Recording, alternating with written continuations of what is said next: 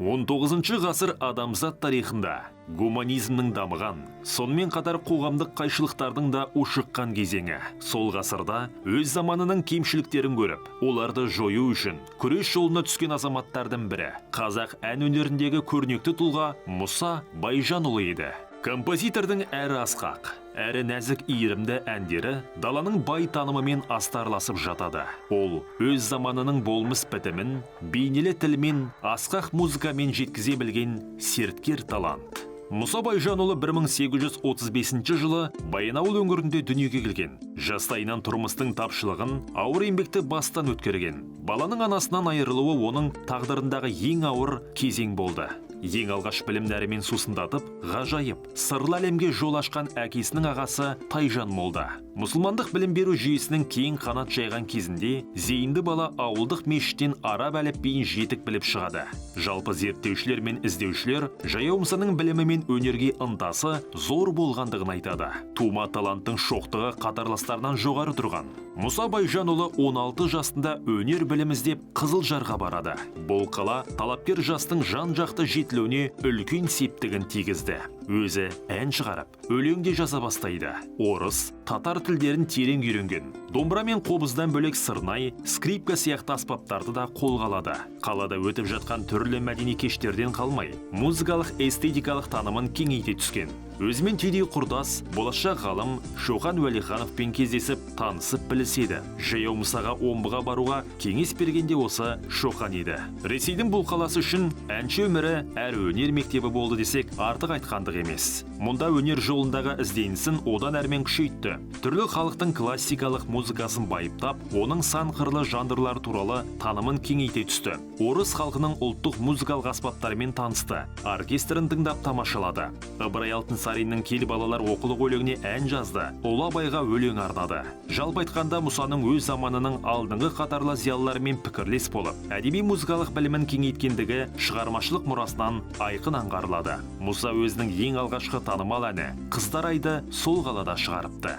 Мұса Байжанұлының шығармашылық портретімен рухы күшті қайраткер азаматтың қуанышы мен мұңы, өмір сүруге деген жалынды құштарлығы көрінеді. Оның әндерінен нәзік махаббаттың үнінде, асқақ азаматтық лириканың дыбысында естігендей боласыз. Қазақтың әншілік, орындаушылық өнерлерін жетік меңгерумен қатар, орыс, татар халықтарының музыкалық аспаптарында еркін ойнаған бір сырлы, 8 қырлы жігіттің дарыны талай жанды тамсандырған, жұртшылықты сүйсіндірген. Осылайша білімі мен өнері толысқан Мұса туған ауылына оралады. Шет жерлерде көзімен көргенімен көңілге түйгенін жерлестеріне айтып әлеуметтік теңсіздікке наразылығын танытқан. Халықтың әлеуметтік өміріне де белсенді араласып, кез келген қоғамдық құбылысқа өзіндік бағасын беріп отырады. Көп ұзамай 300-ге күрескер ақын ретінде аты мәлім болып атағы жайылған.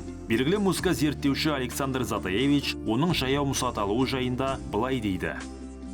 Қазақ халқы тумысынан шабандоз әрі атқұмар. Бейшаралықтың ең төменгі түрі жаяу қалу деп есептесе де, Мұса Байжанов қазақ даласын жаяу аралап, Жаяу Мұса атанды. Әйтсе де өзінің өнерінің, тума талантының арқасында даңққа ие болды. Ауқатты қазақтардың өзі Жаяу Мұсаны қонақ етуді өздеріне абырой санады. Ол бұрынғы қазақ ақындары сияқты домбырада ғана ән салмай, татар әншілер ұқсап скрипканың сүйемелдеуімен де ән айтқанды ұнататын. Оның әндері қағытпа әзіл қалжыңға құрылатын. Дегенмен Мұсаның жаяу атануы жөнінде аңыз әңгімелердің бірнеше нұсқасы бар. Бір аңызда астындағы жалғыз атын Мұстафа болыс тартып алған соң жаяу атанған деседі. Мұның шындыққа жанасуы күмәнді. Өйткені ол әлеуметтік тегі жағынан орта шаруаға жатқан. Өзінің күнделігінде қолындағы мал басы мен шаруашылығы жайында жазып отырған. Сол кездегі әлеуметтік теңсіздік өршіп тұрған жер дауы Жаяу Мұсаны күрес жолына түсіреді. Осы оқиғаларға араласқан ақын өмірі тіпті күрделене түсті. Ақыры оған патша саясатына қарсы адам деген айып тағылып, 12 жылға тобылға жер аударылады. Сүйіндік, тұтқын зар әндерінде ақынның басынан өткерген ауыр жайттар баяндалған. Тобылда 2 жыл ауыр жұмыста жүрген Жаяу Мұса басқа малының жоқтығынан Балтық бойы елдеріндегі көтерілісшілерге қарсы Петерборда құрылып жатқан патша жасағына сұранған. Сөйтіп жер аудару жазасы әскер қызметіне ауыстырылған екен.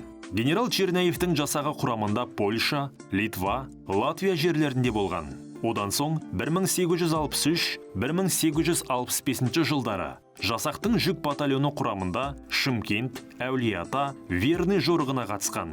Генерал Черняев әскерлерінің жергілікті тұрғындарға жасаған қиянатына төзбеген Жаяу Мұса жорықтан бас тартып ауылына оралады. Бірақ туған жерінде де көңілі жай таппаған. Елінде зорлық зомбылық көрген момынның құқын қорғап, жоғын жоқтап, жер мен мал дауына қайтарыласады. Сөйтіп жүріп 1874 жылы ауылнай болып сайланыпты.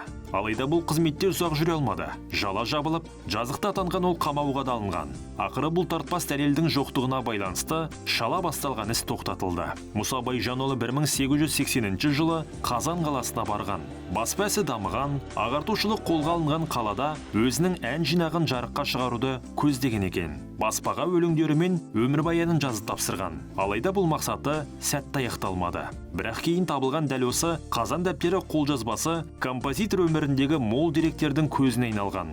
Қазаннан оралған соң Ақмоладағы беделді адамның Сапар атты қызына үйленеді. Одан Бөрібай, Зекен, Анна, Кәсіп, Салық атты 5 бала сүйген. Бөрібай мен Зекен жастай дүние салып, Анна, Кәсіп, Салықтан ғана ұрпақ қалған. Жаяу Мұса тағдырдың кейде қыспағын, кейде жарылқауын көріп, біреуге қас дұшпан, біреуге айнымас дос бола жүріп, қарттықтың белесіне шығады. Жасының ұлғайғанына қарамастан, бірінші дүниежүзілік соғыс, патшаның тақтан құлауы, ақтар мен қызылдардың шайқастары, ауылдарда кеңес үкіметінің орнауы тәрізді тарихи, саяси оқиғаларға өзінше баға беріп, күнделікті жүргізген. Қазақ қоғамының әлеуметтік істеріне белсене араласып, ұлт мәдениетіне елеулі үлес қосқан азамат. Ақын, дарынды композитор Жаяу Мұса Байжанұлы 1929 жылы 94 жасында Баянауыл ауданындағы Ақшоқы тауының баурайында дүниеден өтті. Жаяу Мұсаның шығармашылық мұрасы өте бай. Әндерін алғашқылардың бірі болып Әміре Қашаубаев, Қали Байжанов, Салық Мусин орындаса, жеке үлгілерін Мұхтар Саматов, Қаныш Сәтбаев, Рақым Уәлиахметов сияқты қазақ зиялылары жеткізген.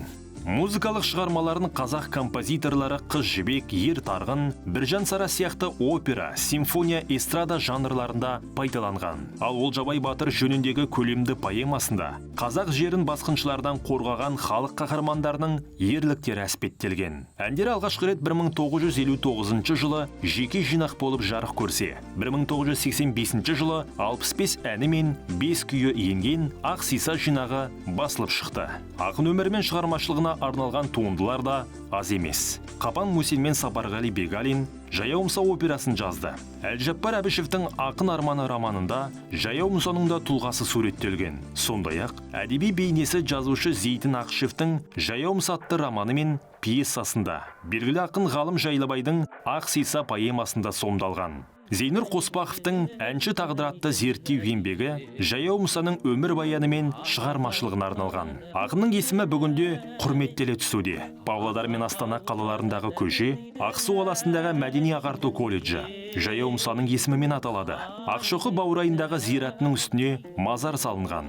Елордасы Астана мен туған жері Баянауылда Жаяу Мұса Байжанұлының ескерткіштері де асқақтап тұр.